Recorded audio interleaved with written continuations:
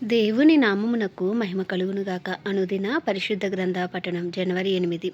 ప్రార్థన. దయగల తండ్రి, కృపగల దేవ, పరిశుద్ధడానికి వందనాలు, స్తోత్రాలు. గడిచిన దినములోని కృపలో జ్ఞాపకం చేసుకుని మరి ఒక నూతన దినము మా జీవితాల్లో మీరు ప్రవేశపెట్టారు. మీకు వందనాలు ప్రభా. ఈ దినం వాక్యము ద్వారా మమ్మల్ని బలపరచండి, మాతో మాట్లాడండి. వినిన వాక్యం హృదయాల ఫలింపచేయమని యేసుక్రీస్తు అతి పరిశుద్ధ నామంలో అడిగి వేడుకొంచున్నాం మా పరమ తండ్రి, ఆమెన్.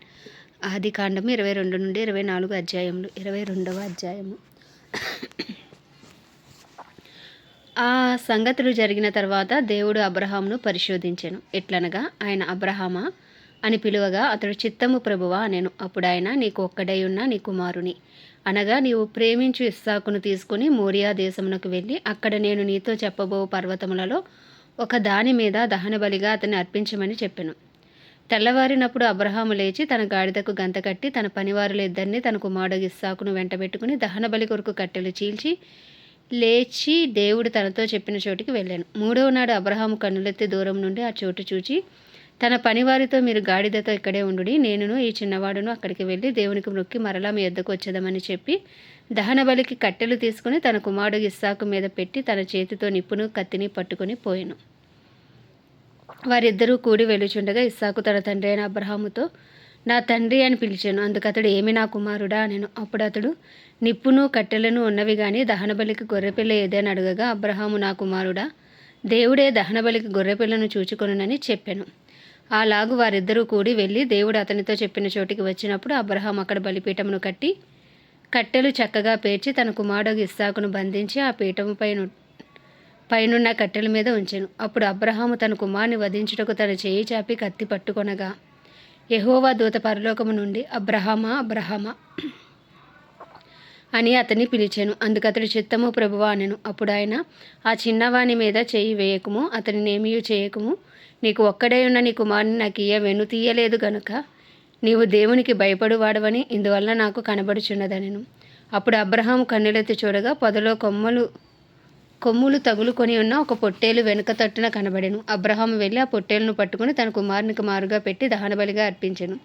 అబ్రహాము ఆ చోటికి యెహోవా ఈరే అని పేరు పెట్టెను.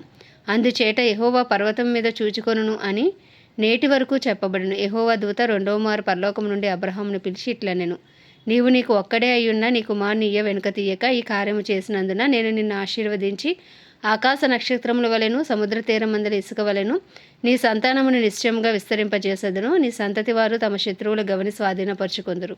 మరియు నీవు నా మాట వినినందున భూలోకములోని జనములన్నీ నీ సంతానం వలన ఆశీర్వదించబడును. నా తోడని ప్రమాణం చేసి ఉన్నానని యెహోవా సెలవిచ్చెను నేను. తరువాత అబ్రహాము తన పరివారి యొద్దకు తిరిగి రాగా వారు లేచి అందరూ కలిసి బెయేర్షెబాకు వెళ్ళిరి. అబ్రహాము బెయేర్షెబాలో నివసించెను. ఆ సంగతులు జరిగిన తర్వాత అబ్రహామునకు తెలుపబడినదేమనగా, మిల్కా అను ఆమెయు నీ సహోదరుడగు నాహోరునకు పిల్లలను కనెను. వారెవరెవరనగా, అతని జ్యేష్ఠ కుమారుడైన ఊజు, ఇతని తమ్ముడైన బూజు, ఆరాము తండ్రి అయిన కెమూయేలు, కెసేదు, హజో, షిల్దాషు, ఇద్లాపు, బెతూయేలు రిబ్కాను కనెను. ఆ 8 మందిని మిల్కా అబ్రహాము సహోదరుడగు నాహోరునకు కనెను. మరియు రయామ అను అతని ఉపపత్నియు తెబాహును, గహమును, తహాషును, మయకాను కనెను. 23వ అధ్యాయము. శారా జీవించిన కాలం అనగా శారా బ్రతికిన ఏండ్లు 127. శారా కనాను దేశమందు హెబ్రోనును కిర్యాతర్బాలో మృతి పొందెను. అప్పుడు అబ్రహాము శారా నిమిత్తము అంగలార్చుటకును ఆమెను గూర్చి ఏడ్చుటకును వచ్చెను. తర్వాత అబ్రహాము మృతి పొందిన తన భార్య ఎదుట నుండి లేచి హేతు కుమారులను చూచి, మీ మధ్య నేను పరదేశునిగాను పరవాసినిగాను ఉన్నాను. మృతి పొందిన నా భార్య నా కన్నుల ఎదుట ఉండకుండా ఆమెను పాతిపెట్టుటకు మీ తావున నాకొక శ్మశాన భూమిని స్వాస్యముగా ఇవ్వడని అడగగా, హేతు కుమారులు, అయ్యా, మా మాట వినుము. నీవు మా మధ్యన మహారాజువై ఉన్నావు. మా శ్మశాన భూములలో అతి శ్రేష్టమైన దాని యందు మృతి పొందిన నీ భార్యను పాతిపెట్టుము. నీవు మృతి పొందిన నీ భార్యను పాతిపెట్టినట్లు మాలో తన శ్మశాన భూమి నొల్లనివాడు ఎవడునూ లేడని అబ్రహాముకు ఉత్తరం ఇచ్చెను. అప్పుడు అబ్రహాము లేచి ఆ దేశపు ప్రజలైన హేతు కుమారులకు సాగిలపడి, మృతి పొందిన నా భార్యను నా ఎదుట ఉండకుండా నేను పాతిపెట్టుట మీకు ఇష్టమైతే నా మాట వినుడి.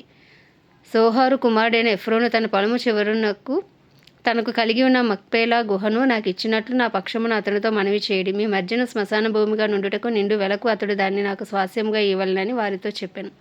అప్పుడు ఎఫ్రోను హేతు కుమారుల మధ్య కూర్చుండి ఉండెను. హిత్తీయుడైన ఎఫ్రోను తన ఊరి గవని ప్రవేశించి వారందరి ఎదుట హేతు కుమారులకు వినబడినట్లు అబ్రహాముతో చెప్పిన ప్రత్యుత్తరం ఏమనగా, అయ్యా అట్లు కాదు, నా మనవి ఆలకించుము. ఆ పొలమును నీకు ఇచ్చుచున్నాను, దానిలో ఉన్న గుహను నీకు ఇచ్చుచున్నాను, నా ప్రజల ఎదుట అది నీకు ఇచ్చుచున్నాను, మృతి పొందిన నీ భార్యను పాతిపెట్టమనెను. అప్పుడు అబ్రహాము ఆ దేశపు ప్రజల ఎదుట సాగిలపడి, సరే కానీ నా మనవి ఆలకించుము, ఆ పొలమునకు వెల ఇచ్చేదను, అది నా యొద్ద పుచ్చుకొనిన ఎడల మృతి పొందిన నా భార్యను పాతి పెట్టేదనని ఆ దేశ ప్రజలకు వినబడినట్లు ఎఫ్రోనుతో చెప్పాను. అందుకు ఎఫ్రోన్, అయ్యా నా మాట వినుము, ఆ భూమి 400 తులముల వెండి చేయును, నాకు నీకు అది ఎంత? మృతి పొందిన నీ భార్యను పాతిపెట్టమని అబ్రహామునకు ఉత్తరమిచ్చాను. అబ్రహాం ఎఫ్రోను మాట వినెను. కాబట్టి హేతు కుమారులకు వినబడినట్లు ఎఫ్రోను చెప్పిన వెల అనగా వర్తకుల్లో చెల్లు 400 తులముల వెండి అబ్రహాము తూచి అతనికి ఇచ్చాను.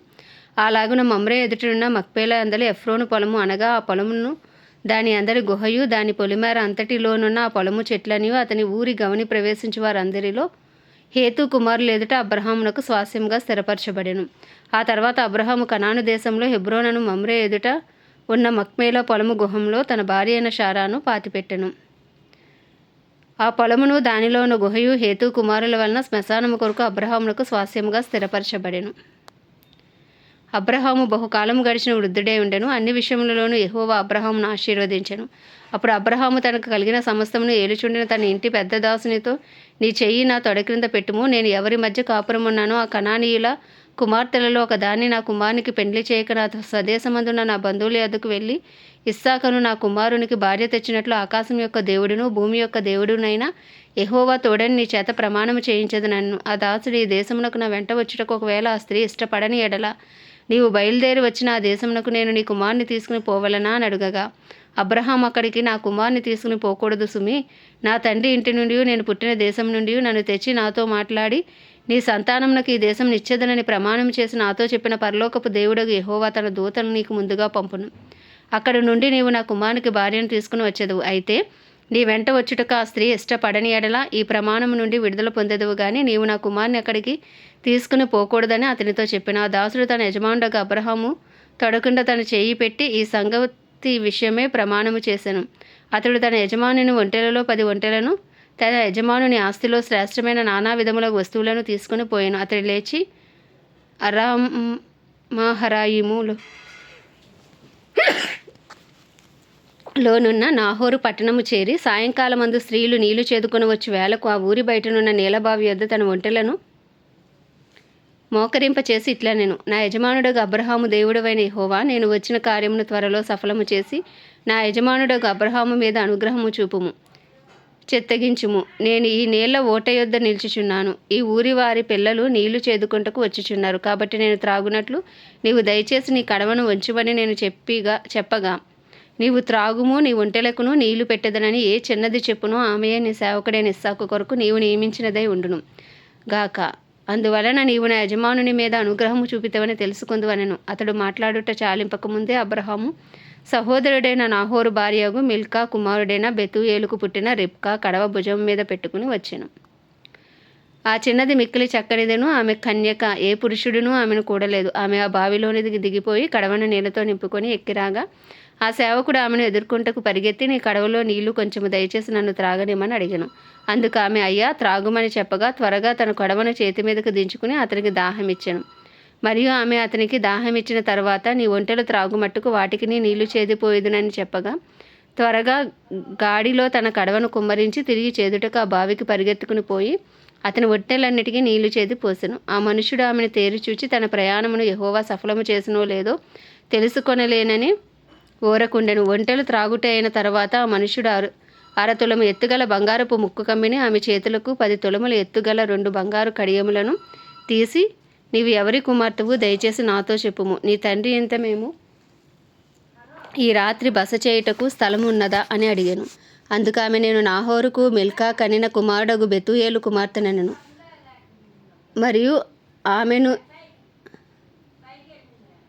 మరియు ఆమె మా యొద్ద చాలా గడ్డియు మేతయు రాత్రి బస చేయుటకు స్థలమును ఉన్నవనగా, ఆ మనుష్యుడు తన తల వంచి యెహోవాకు మొక్కి, అబ్రహామును నా యజమానుని దేవుడైన యెహోవా స్తుతింపబడును గాక. ఆయన నా యజమానునికి తన కృపను తన సత్యమును చూపుట మానలేదు. నేను త్రోవలో ఉండగానే యెహోవా నా యజమానుని బంధువులు ఇంటికి నన్ను నడిపించెను.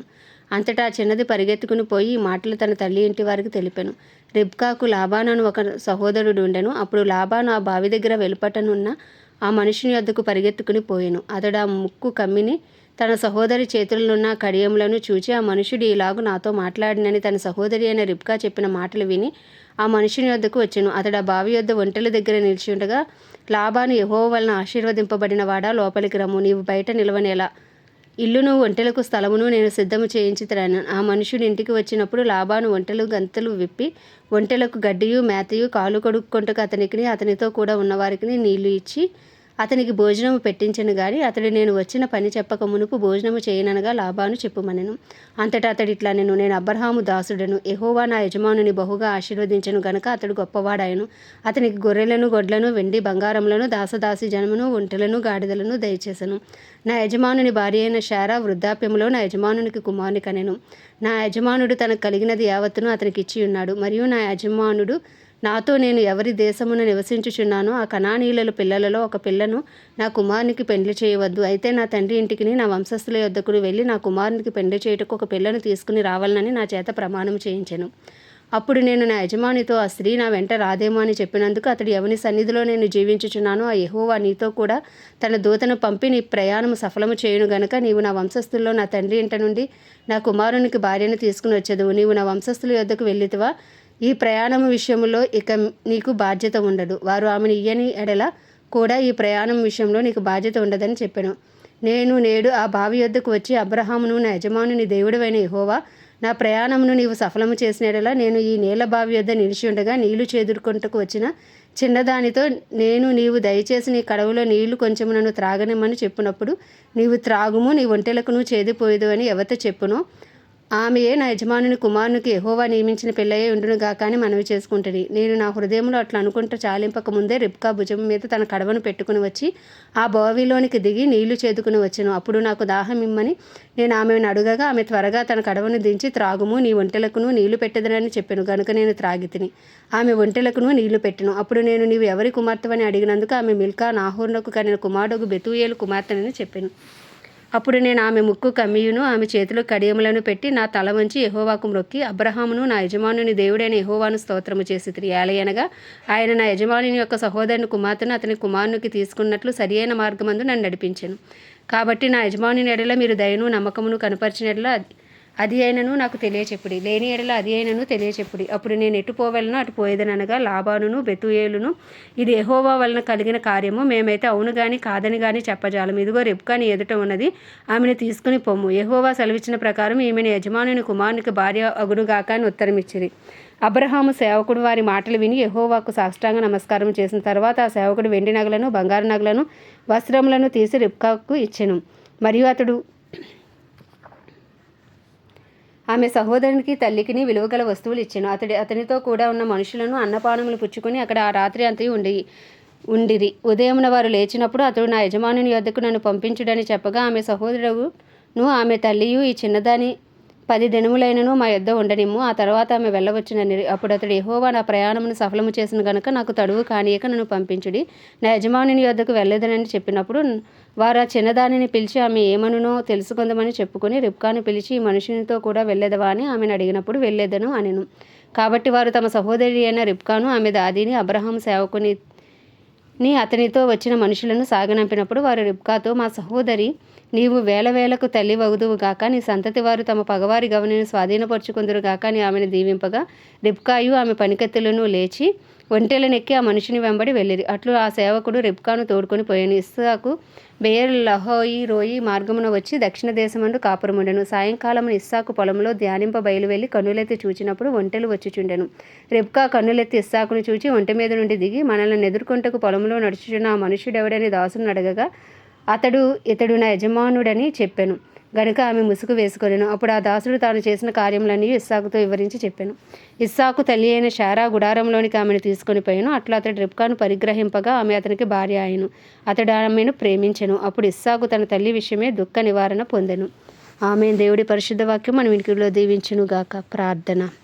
దయగల తండ్రి, కృపగల దేవ, పరిశుద్ధుడానికి వందనాలు, స్తోత్రాలు. జీవాధిపతి, న్యాయాధిపతి, మృత్యుంజయుడా, మహాగణుడా, మహిమా ఘనతకు అర్హుడా, యోగ్యుడా, పూజ్యుడా, కృపణ చూపుడికి ఐశ్వర్యవంతుడానికి వందనాలు ప్రభా. ఇదే కాలమున వినిన వాక్యం మా హృదయాలు ఫలింపచేయండి. మా అపరాధములు, మా పాపములు, మా దోషములు, అతిక్రమములను దయతో క్షమించండి. మా కుటుంబస్తుల పాపం సైతం దయతో క్షమించండి. అయ్యా నీ రక్తంతో మమ్మల్ని కడగండి, పవిత్రపరచండి. మా పట్టణాన్ని జ్ఞాపకం చేసుకొని మా బంధువులు, మా స్నేహితులు, మా ఇరుగు పొరుగు అందరిపై నీ కృప కలుగును గాక, నీ కనికరం దిగి వచ్చును గాక అని ప్రార్థిస్తున్నాం. ప్రభు దైవజనులందరినీ బలపరచండి. ధైర్యంతో వాక్యంలో బోధించి అనుకూల సమయం వారికి అనుగ్రహించి వారిని వారి కుటుంబాలను నీ రక్త ప్రోక్షణ కింద ఉంచమని ప్రార్థిస్తున్నాం. క్రైస్తవులందరినీ రూపాంతరపరిచి నీ రూపులోకి మార్చుకుని డినామినేషన్స్ భేదం తొలగించండి. పరిశుద్ధాత్మను అనుగ్రహించి ఏక మనసు అందరికీ మీరు దయచేయమని వేడుకొంచున్నాం. ప్రపంచ దేశములను వాటి పరిపాలిస్తున్న రాజులు, వారి కింద పనిచేస్తున్న అధికారులను మీ హస్తాలకు అప్పచెప్పుకున్నాం. నీ కృపతో నింపి వారిని నడిపించమని వేడుకొంచున్నాం. ప్రభు ఇంకను సువార్త అందని గ్రామాల ప్రాంతాలు పట్టబడినట్లు ఇంకను సువార్తకి లేపమని వేడుకుంటున్నాం. ఇజ్రాయెల్ దేశాన్ని జ్ఞాపకం చేసుకుని ఇజ్రాయెల్ సరిహద్దులో సమాధానం ఇచ్చి ఇజ్రాయెల్ ప్రజలకు క్షేమం అనుగ్రహించమని వేడుకుంటున్నాం. ప్రభు మా భారతదేశాన్ని జ్ఞాపకం చేసుకుని 144 కోట్ల భారతదేశ ప్రజలను రక్షించండి. వారి మనోనేత్రాలు తెరవండి, వారి చెవులు తెరవండి, వారి హృదయాలు తెరవండి నాయన. అయ్యా తండ్రి, సువార్త కొరకు వారి గృహాలు తెరవండి. ప్రభా నీకు వందనాలు. కాశ్మీర్ మొదలు కన్యాకుమారి వరకు ప్రతి రాష్ట్రాన్ని మీరు దర్శించండి. దేశంలో గొప్ప ఉజ్జీవాన్ని రగిలించమని అయ్యా తండ్రి, మా దేశ ప్రధాని గారిని, ప్రెసిడెంట్, వైస్ ప్రెసిడెంట్లను, చీఫ్ మినిస్టర్స్, గవర్నర్లను, ఎమ్మెల్యేలు, ఎంపీలను నీ హస్తాలకు అప్పచెప్పుకున్న వారి కింద పనిచేస్తున్న అధికారులను సైతం నీ హస్తాలకు అప్పచెప్పుకుంటున్నాం. ప్రభా అందరికీ నీ కృపను దయచేయమని వేడుకొంచు నీ చిత్తానుసారమైన పరిపాలన జరిగించమని మా దేశంలో కడవరి వర్షమే మీరు దిగిరమ్మని మరి ఒక్కసారి వేడుకొంచు ఉదయకాలం నీ చిన్ని ప్రార్థన మనవి నీ పాద సన్నిధికి చేర్చుకోమని యేసుక్రీస్తు అతి పరిశుద్ధ నామంలో అతి వినయముగా బ్రతిమలాడి వేడుకొంచున్నాం మా పరమ తండ్రి. ఆమెన్. పరలోకమందున్న మా తండ్రి, నీ నామం పరిశుద్ధపరచబడును గాక, నీ రాజ్యం వచ్చును గాక, నీ చిత్తం పరలోకమునందు నెరవేర్చబడుచున్నట్లు భూమి అందరూ నెరవేర్చబడును గాక. మన దిన ఆహారం మాకు నేడు దయచేయము. ఎలా అపరాధం చేసినా మేము క్షమించిన ప్రకారం మా అపరాధములు క్షమించు. మమ్మల్ని శోధనలోకి తేక దుష్టుడు బారి నుండి తప్పించు. ఎందుకంటే రాజ్యము, బలము, శక్తి, మహిమయు నీవైనది. ఆమెన్. ప్రభు యేసు రక్తమే జయం, ప్రభు యేసు వాక్యమే విజయం, ప్రభు యేసు నామములో సంపూర్ణ విజయం కలుగును గాక. Amen, amen, amen.